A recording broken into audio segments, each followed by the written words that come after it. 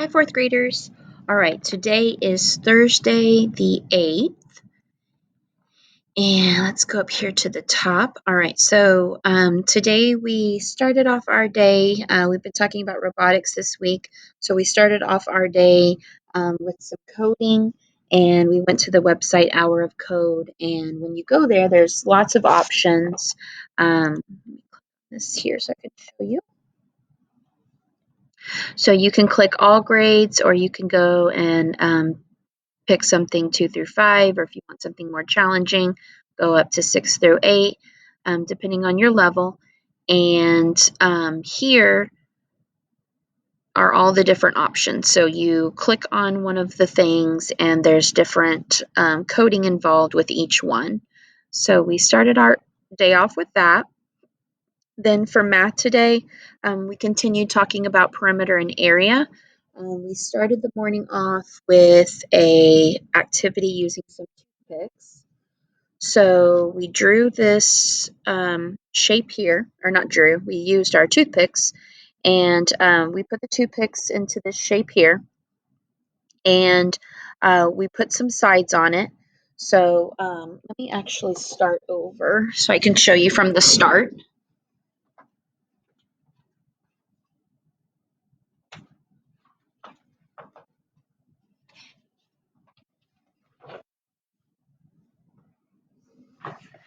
See if I grabbed enough toothpicks.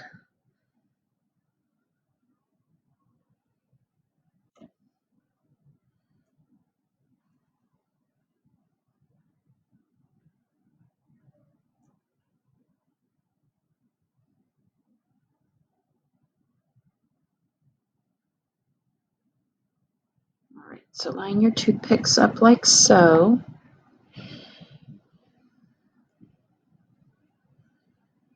Oh, I need a couple more.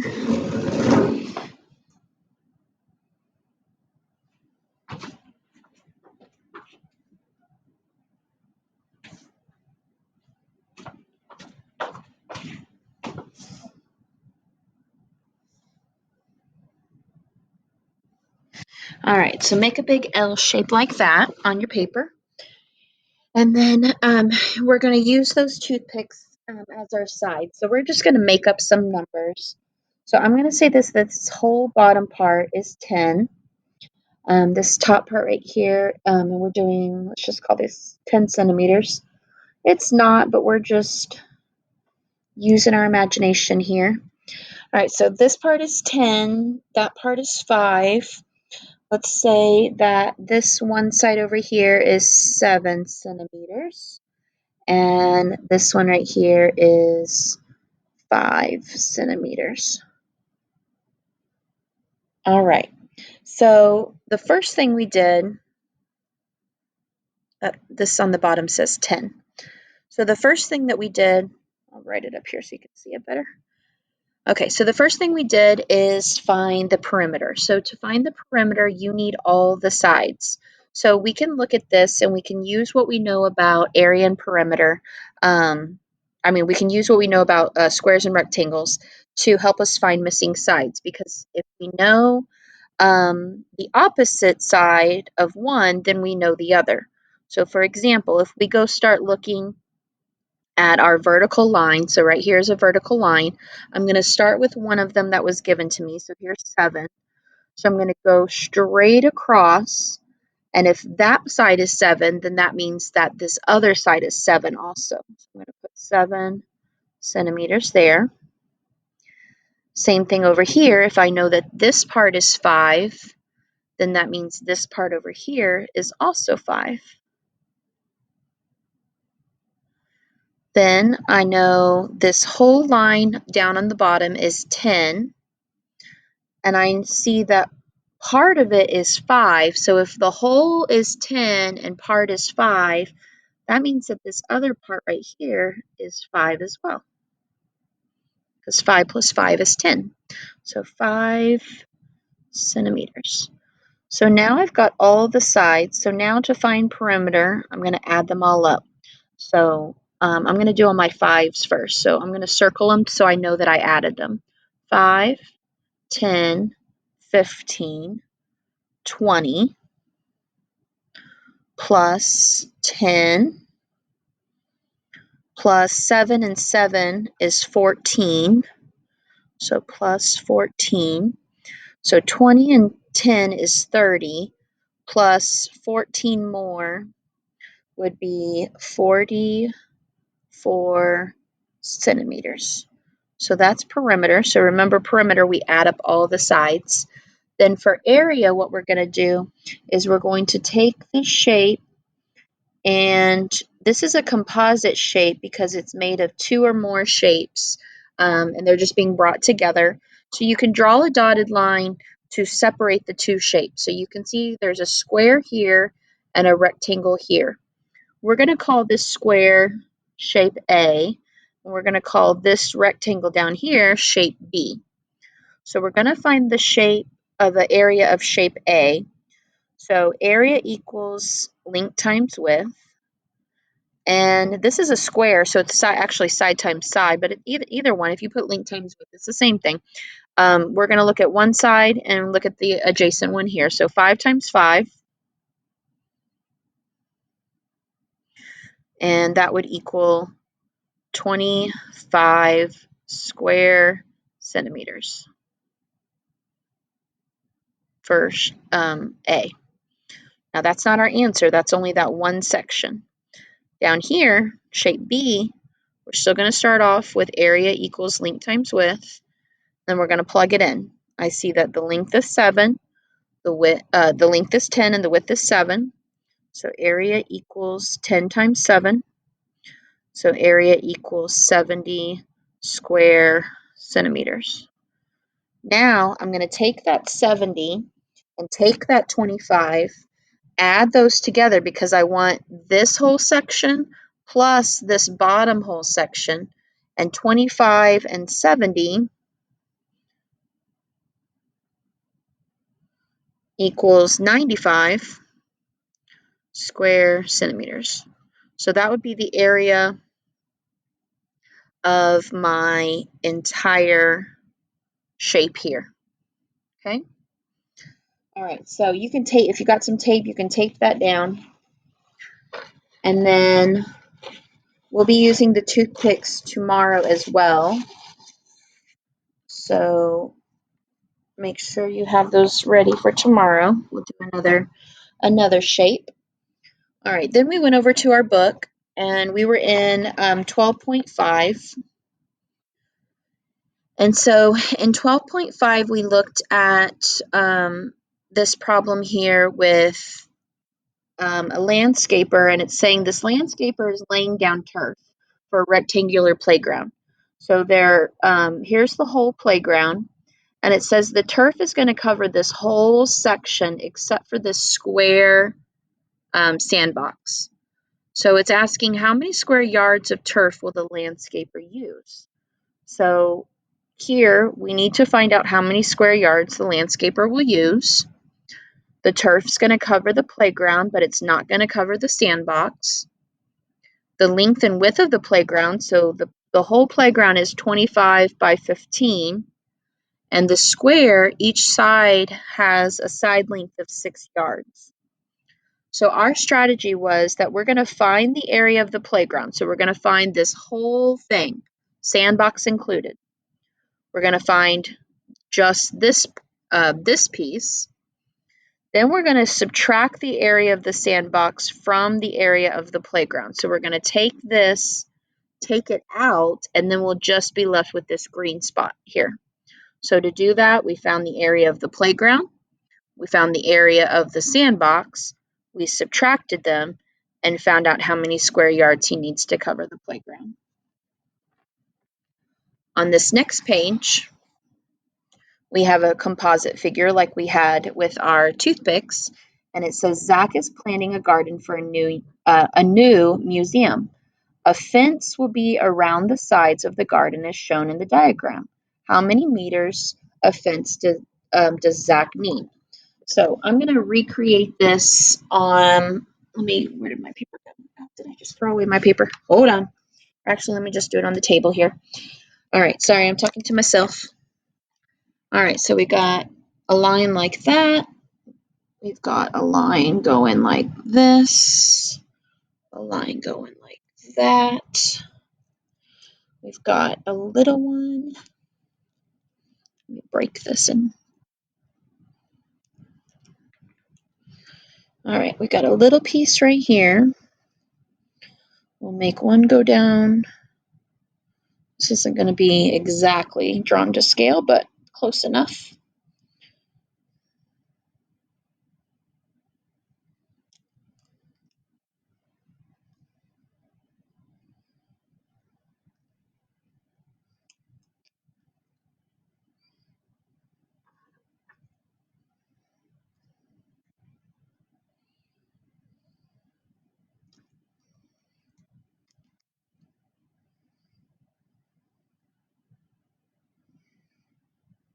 All right, so something like that, right? Okay, so here's our, what is this? This is our garden that we're using. So here's our garden, and we're putting a fence around it. So if we're putting a fence around it, then that means that we're going all the way around, which means that we're working to find the perimeter. So here, we know we need all the sides. So it said that this one up top was 20 meters. This one right here is 18 meters. And this one down here is 5 meters. Well, sometimes, like I can go ahead and fill in, like I know if that's 18, then that means this is 18. And it gave me this one also. But I don't know this side right here. So this opposite, if this is 5, this would be 5 also. I do know that. But I don't know this one right here, and I don't know this one.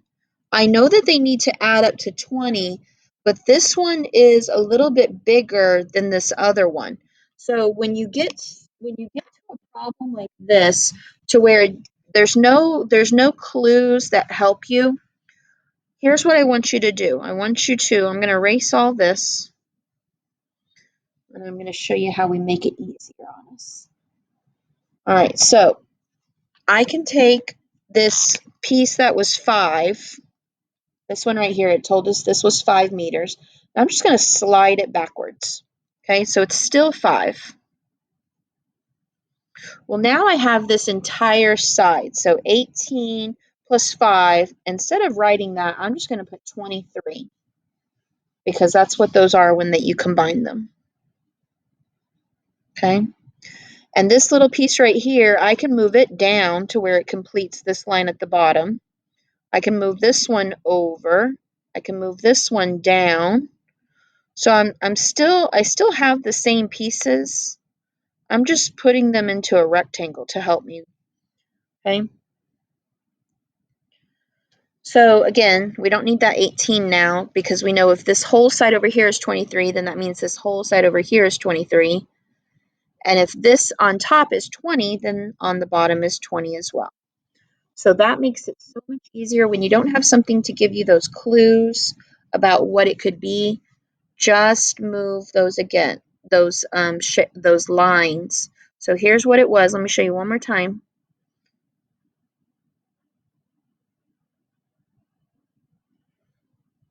So vertical lines, we can move side to side. So I'm going to move that to the side, this to the side.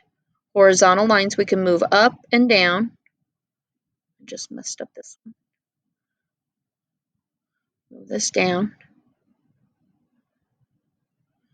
And notice how it all fits right in here to make my rectangle. Okay.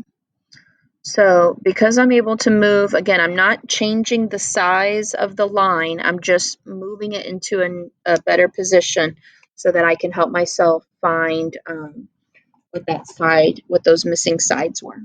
Okay, so now that I have that, then to find the perimeter, I just need to add up all the sides. So we did that on page 424 or 434. We added up all the sides, and that helped us get our final measurement. All right, throw this mess away. Okay. Do not forget that you need to upload photos. So if you go to your Seesaw assignment, and that is right here, open up your draft.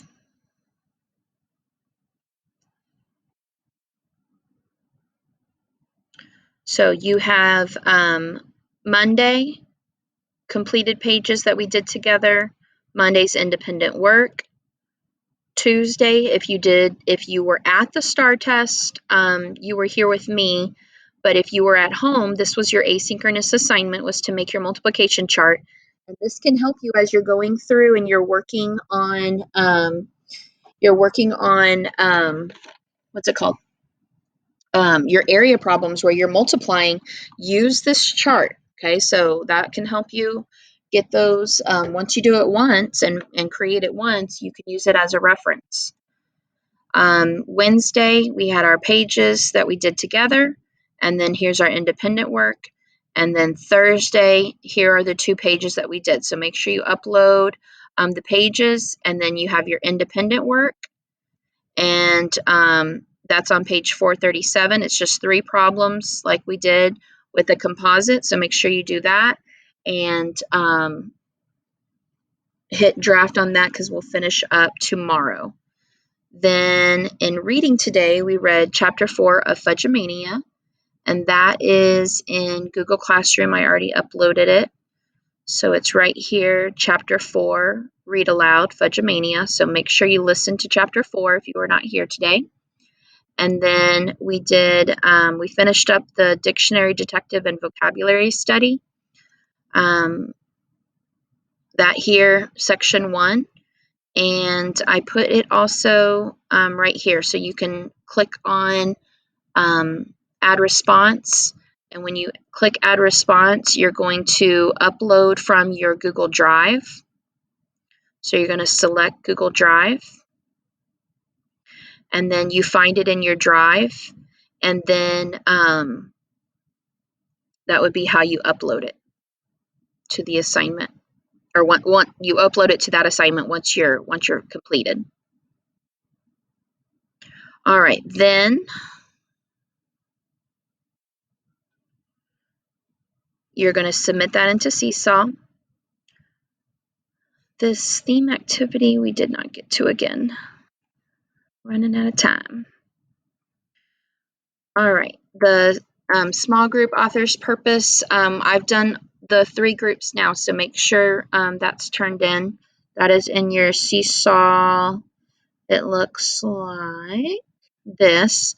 So there's group A, B, and C. So whichever one you were assigned to should be popping up on your screen. So make sure you get that turned in. And then for writing today, we continued working on our funny picture writing prompts. And we went over carrot tops to compost. So make sure that is completed and corrections are done if needed. So some time was given for that. And then with the funny picture writing prompts, just like yesterday, you can go in and you can pick, where are they? Here they are. All right, so you can go in and you can pick one of the prompt pictures and write your story. And then we had some time before lunch where we were sharing those and being silly and laughing at some funny stories. So we'll do one more tomorrow. And then for science, we had library today. So just while we were waiting for library, we worked on our culture activity and Seesaw right beforehand. That is up here at the top, social studies week 30. And so you are clicking here. Oh, not there.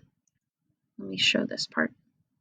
All right, so it says think about the music, clothing, food, all of these things that make up your culture, and add images and representations that show your culture that represent you and your family. So I want it to be like a collage. So if you look in your let me get out of this. If you look in your not your Seesaw, if you look in your Google Classroom, social studies week 30, you have here on the very first page this collection of different photos, and they're kind of overlapping each other. That's what a photo collage is. And so I want you to do your images that you're using to represent yourself. I want you to do it similar to that. And then here, Texas Honor Culture and Celebrations. 7 and 9 come from this article here. This one right here, go back to yesterday's article. Number 8 is going to come from there. So this is continuing to talk about honoring our culture with different celebrations and how people celebrate those. So you can click on that to listen and read along with that article. And then if you go to the agenda, we talked about this a little bit yesterday, but you can, if you didn't look at it yesterday, click here, and this talks about all